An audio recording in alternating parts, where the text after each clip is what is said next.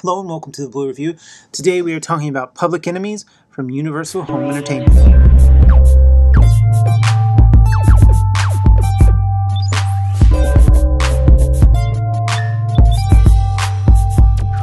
So the story of Public Enemies is not really that complicated.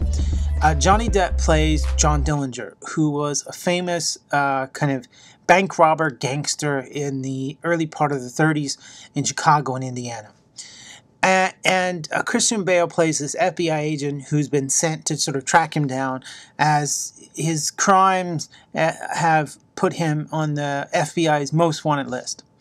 And Billy Crudup plays J. Edgar Hoover, who basically wants Christian Bale's character to do whatever it takes, including brutalizing innocent people in order to get the job done. One of the things that I found really interesting about this movie was that it really made me pick sides.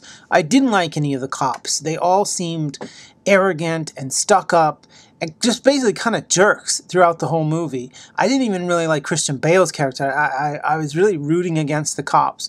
I knew before this movie started that John Dillinger got shot down.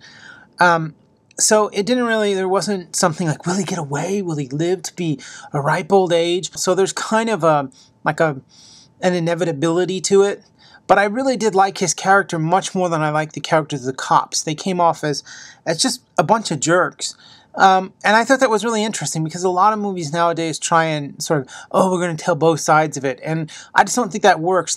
The performances in this movie are really, really strong. Everyone in it is just so believable and so mesmerizingly good. The biggest problem with Public Enemies is that the pacing is really crappy. It feels a lot longer than it actually is, and even though you're sort of engrossed in the performances, it just really feels like it drags in certain places.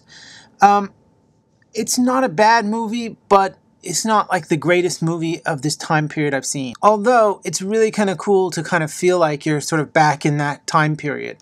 I thought it was a decent movie. It wasn't the best, it wasn't the worst. The picture quality in this one was, this was shot on a digital kind of thing, and I've watched this movie on two different TVs. It's just not great picture quality, and particularly in low-lit scenes, there's a lot of like digital noise, flickering and stuff that kind of got on my nerves. It's not bad picture quality, and anything shot in the daylight is, really good. I'm going to say it's about a 4. It came packed with the DTS HD Master Audio. It was decent. Overall, I think it's about 4 stars across the board in terms of picture quality and audio. It's about a 3-star movie. That's it. Peace.